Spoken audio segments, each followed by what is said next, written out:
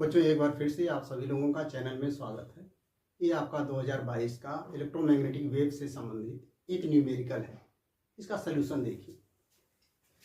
Numerical ये है, किसी समतल वैद्युत चुंबकीय तरंग में वैद्युत क्षेत्र का समीकरण है Ez equal to 90 sine 0.5 into 10⁻³ plus 1.5 into 10⁻11t volt per metre. आपको निकालना है तरंग की आवृत्ति तथा तरंगदैर्घ्य। दूसरा, चुंबकीय क्षेत्र का समीकरण। न्यूमेरिकल में यह है कि इलेक्ट्रोमैग्नेटिक वेव्स है और उसमें इलेक्ट्रिक फील्ड का इक्वेशन आपको दिया है। आपको उस वेव की फ्रीक्वेंसी और उसकी वेवलेंथ तथा जो मैग्नेटिक फील्ड का जो इक्वेशन होगा उसको प्राप्त करना है। तो हम जानते हैं, जब विद्युत चुंबकीय तरंगें किसी माध्यम या निर्वात में चलती हैं तो इलेक्ट्रिक फील्ड और मैग्नेटिक फील्ड तरंग के चलने की लंबवत तथा आपस में भी लंबवत समान कला में कंपन करते हैं, सेम फेज में। अब यहाँ पर जो इक्वेशन है इलेक्ट्रिक फील्ड का, वो एक तरह से हम जानते हैं जब तरंग चलती है तो प्रगामी तरंग का जो इक्वेशन होता है उसी तरह से लिखा जाता है। तो यहाँ इलेक्ट्रिक फील्ड का इक्वेशन आपको उस प्रगामी तरंग के समीकरण की तरह दिया हुआ है। तो पहले उसको देखिए क्या है। दिया है आपको 10⁻11t वोल्ट पर मीटर, ये दिया है। इलेक्ट्रिक फील्ड का जो इक्वेशन होता है वो होता है E equal to progressive wave की तरह E0 sine kx plus omega t. के आपका तरंग संचरण नियतांक, वेव प्रोपगेशन कांस्टेंट या एंगुलर वेव नंबर कहलाता है। ओमेगा एंगुलर फ्रीक्वेंसी कहलाती है। ये यक्स बता रहा है कि इलेक्ट्रोमैग्नेटिक वेव्स यक्स डायरेक्शन में जा रही है और इलेक्ट्रिक फील्ड का ये E0 जो है मैक्सिमम मान है। यहां पर अगर इसको और इसको ध्यान से देखें तो यहां पर यक्स है, इसका अर्थ हुआ कि इलेक्ट्रोमैग्नेटिक वेव्स यक्स डायरेक्शन में जा रही है। ये प्लस है, इसका अर्थ हुआ कि electromagnetic waves minus x direction में है। ये E0 मैक्सिमम वैल्यू है तो E0 को यहां से कंपेयर करेंगे तो यहाँ 90 आएगा। इसका अर्थ हुआ कि इलेक्ट्रिक फील्ड का यहाँ पर मैक्सिमम मान 90 है। अब चूंकि इलेक्ट्रोमैग्नेटिक वेव्स एक्स डायरेक्शन में जा रही है तो इलेक्ट्रिक फील्ड इलेक्ट्रोमैग्नेटिक वेव्स के चलने के परपेंडिकुलर वाइब्रेट करता है। यहाँ पर Z लिखा है, इसका अर्थ हुआ कि इलेक्ट्रिक फील्ड Z डायरेक्शन में वाइब्रेट कर रही है। अब मैग्नेटिक फील्ड जो होता है इलेक्ट्रिक फील्ड के भी परपेंडिकुलर होता है और इलेक्ट्रोमैग्नेटिक वेव्स जिस डायरेक्शन में जा रही है उसके भी परपेंडिकुलर होता है। तो इलेक्ट्रोमैग्नेटिक वेव्स यहाँ पता चल रहा है एक्स डायरेक्शन में जा रही है और इलेक्ट्रिक फील्ड आपका जेड डायरेक्शन में है। इसका अर्थ हुआ कि मैग्नेटिक फील्ड वाई डायरेक्शन में होगा।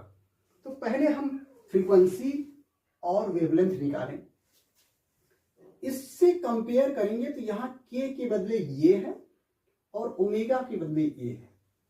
तो आप जब कंपेयर करेंगे तो के इक्वल टू लिखेंगे 0.5 इंटू 10⁻3, ये आपका के की वैल्यू हो गई रेडियन पर मीटर।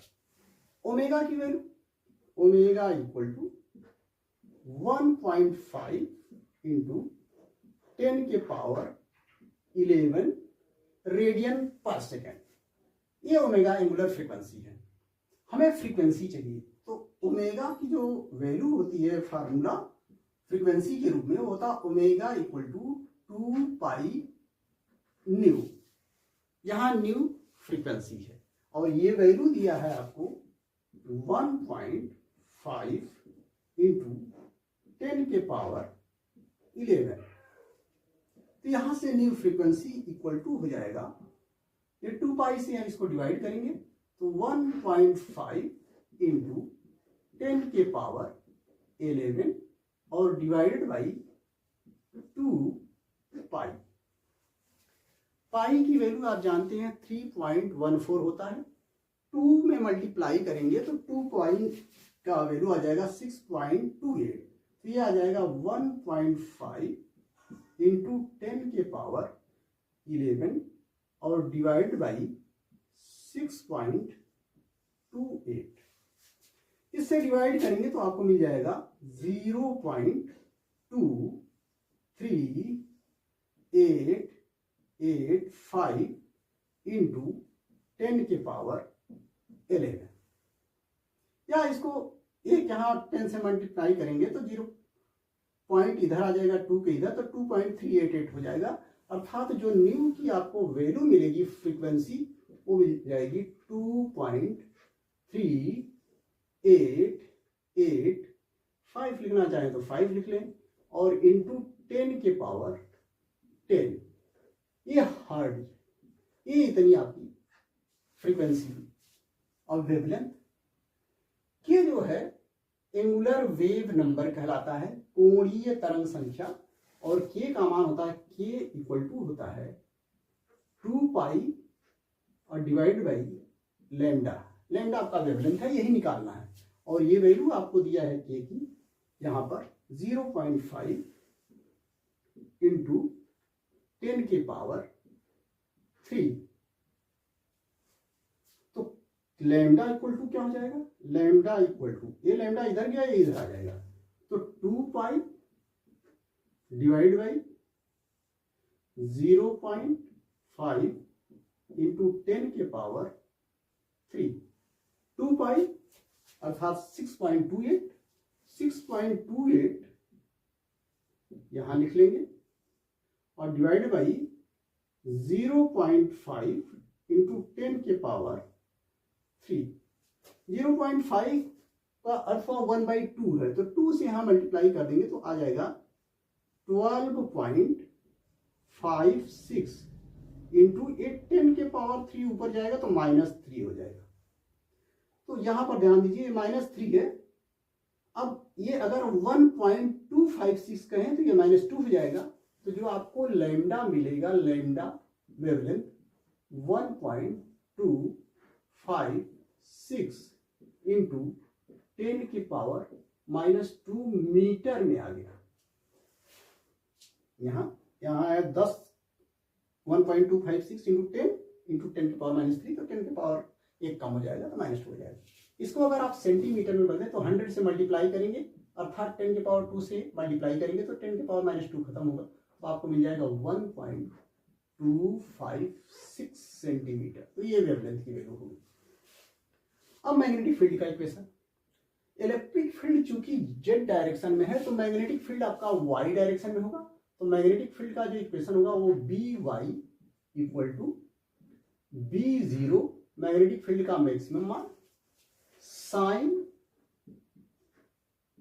के x plus omega into T.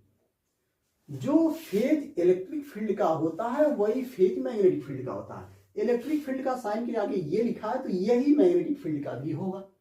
तो के एक्स प्लस ओमेगा टी, तो ये हो गया। अब बचा ये V0। V0 जो है आपका मैग्नेटिक फील्ड की मैक्सिमम वैल्यू है।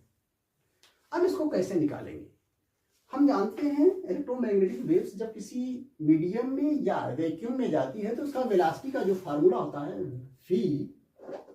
v इक्वल टू ये होता है ओमेगा और डिवाइड बाई के। यही ओमेगा और के, ये आपका ओमेगा जो है और एक के। तो ओमेगा बाई के करेंगे तो यहाँ पर आपको मिल जाएगा, ओमेगा की वैल्यू दिया 1.5 इंटू 10 के पावर 11 और के की वैल्यू आपको दिया है 0.5 इंटू 10 के पावर 3, ये दिया है आपको। तो वेलोसिटी मिल जाएगी। इससे जब इसको आप डिवाइड करेंगे तो आ जाएगा 3.0.5 से ये 5 किया, ये 15 तो 3 आ गया। 10 के पावर 3 ऊपर गया तो माइनस हो जाएगा, तो आ जाएगा 3 इंटू 10 के पावर 8 मीटर पर सेकेंड। 3 गुणे 10 घाते 8 मीटर पर सेकेंड किसकी चाल होती है? प्रकाश की चाल है। और हम जानते हैं इलेक्ट्रोमैग्नेटिक वेव्स वैक्यूम में, निर्वात में प्रकाश की चाल से चलती है। अर्थात ये जो इक्वेशन दिया है ये बता रहा है कि इलेक्ट्रोमैग्नेटिक वेव्स वैक्यूम में जा रही, निर्वात में जा रही है और इसकी वेलोसिटी c के बराबर है। तो अब ये जो इलेक्ट्रिक फील्ड की मैक्सिमम वैल्यू है और मैग्नेटिक फील्ड की मैक्सिमम जो वैल्यू है उसमें जो रिलेशन होता है वो ये होता है, maximum value of electric field E0 और divide by maximum value of magnetic field V0 equal to c, velocity of light vacuum में। तो आपको जो V0 यहां पर मिलेगा, V0 इक्वल टू हो जाएगा, ये इधर जाएगा ये इधर, E0 और डिवाइड बाई सी। E0 की जो वैल्यू है वो आपको दिया है 90 और C की वैल्यू 3.0 इंटू 10 के पावर 8। 3 से इसको डिवाइड करेंगे तो 30 आ जाएगा। तो जो आप B0 आपकी वैल्यू आएगी वो 30 इंटू 10 के पावर 8 ऊपर जाएगा तो माइनस हो जाएगा 8, तो -8 हो गया। या इसी को लिख लेंगे आप B0 इक्वल टू, इसको 3 इंटू 10 कर सकते हैं तो 10 एक पावर कम हो जाएगा तो आप लिख लेंगे 3.0 इंटू 10 के पावर -7 टेस्ला, जो मैग्नेटिक फील्ड का यूनिट होता है। तो ये B0 की वैल्यू यहां पर रखेंगे तो आपको इक्वेशन जो मिल जाएगा वाई डायरेक्शन में मैग्नेटिक फील्ड होगी, क्योंकि इलेक्ट्रिक फील्ड किस डायरेक्शन में दिया, जेड डायरेक्शन में, तो जेड के परपेंडिकुलर वाई हो गया और एक्स के परपेंडिकुलर भी हो गया। तो बी वाई बराबर B0 की वैल्यू लिखा 3.0 इंटू 10 के पावर -7 फिर sine kx plus omega t, यही जो वैल्यू है यही, इंटू 10 के पावर 11 टी। और मैग्नेटिक फील्ड का जो यूनिट होता है टेस्ला, तो इतना टेस्ला हो गया। ये आपका मैग्नेटिक फील्ड का